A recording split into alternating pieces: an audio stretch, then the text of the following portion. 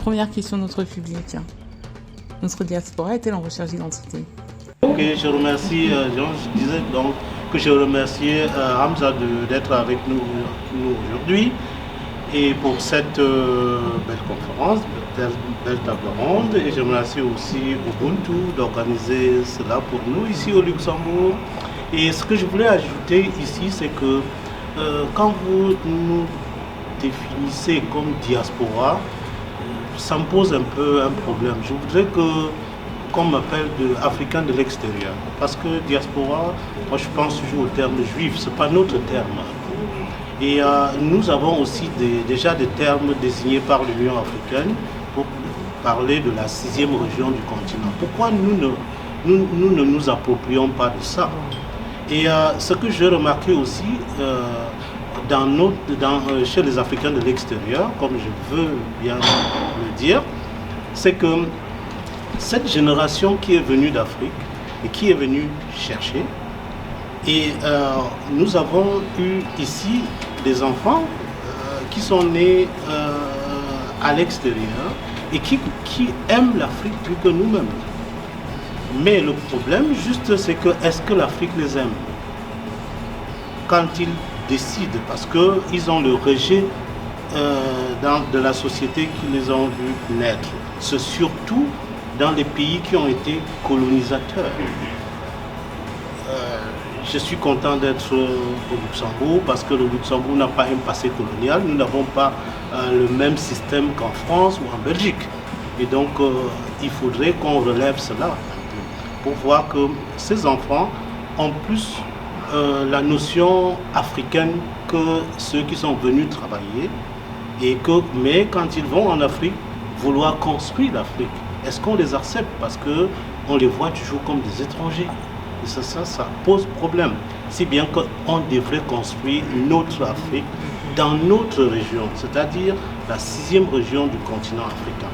Ça, c'est ma pensée. Je ne sais pas ce que vous pensez là-dessus. Ce retour, c'est cette idée en fait que les Africains qui ne sont pas en Afrique ont une culture différente. C'était le problème avec les Nord-Américains pour le Libéria. En fait, c'est pas une histoire nouvelle de se découvrir africain hors de l'Afrique.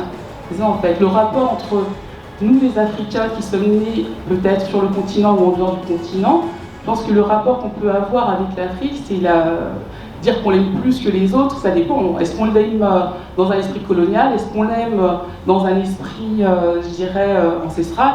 Tout dépend. Ce rapport est toujours personnel en réalité.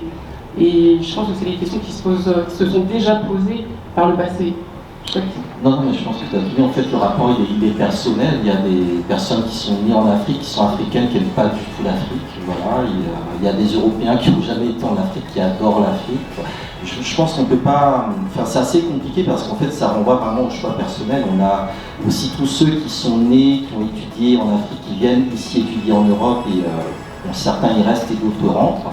C'est pour ça qu'il y a beaucoup de choses qui sont liées vraiment à des trajectoires individuelles et que c'est assez difficile de globaliser.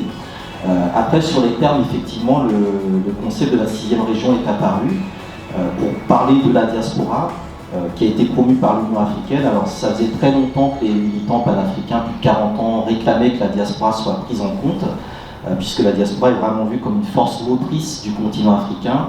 On est les premiers à investir, c'est nous qui envoyons le plus d'argent sur le continent, plus que la France, le Luxembourg, les États-Unis, etc. Mais on n'est pas forcément considéré parce qu'on n'est pas organisé.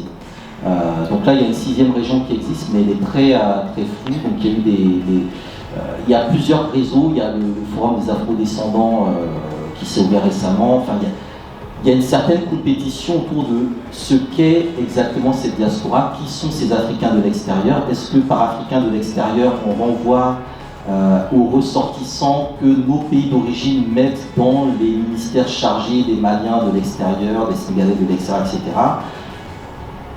Est-ce qu'on se lie à la question de la nationalité, des binations, etc. Donc il y a énormément, je pense, de cas de figure différents. C'est pour ça que le concept de diaspora, qui a quand même une profondeur historique, je pense qu'il est important à garder à l'esprit. Mais après, oui, je pense que chacun est aussi libre de se définir.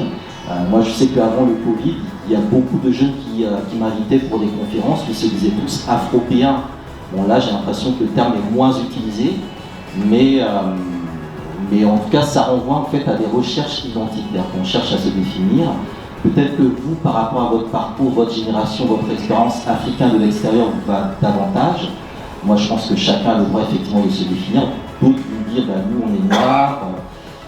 Et c'est cette diversité, je pense, d'auto-identification qui est assez intéressante à mettre sur la table. Et c'est pour ça qu'il y a un concept qui s'appelle le panafricanisme, qui réunit un peu tout ça, et qui fait dialoguer justement les différentes identités, les différentes trajectoires, parce que dans cette salle-là, on a tous des trajectoires différentes. Donc on peut tous effectivement s'auto-définir différemment, et c'est ça qui est intéressant et qui fait, je pense, le creuset des migrations, au final.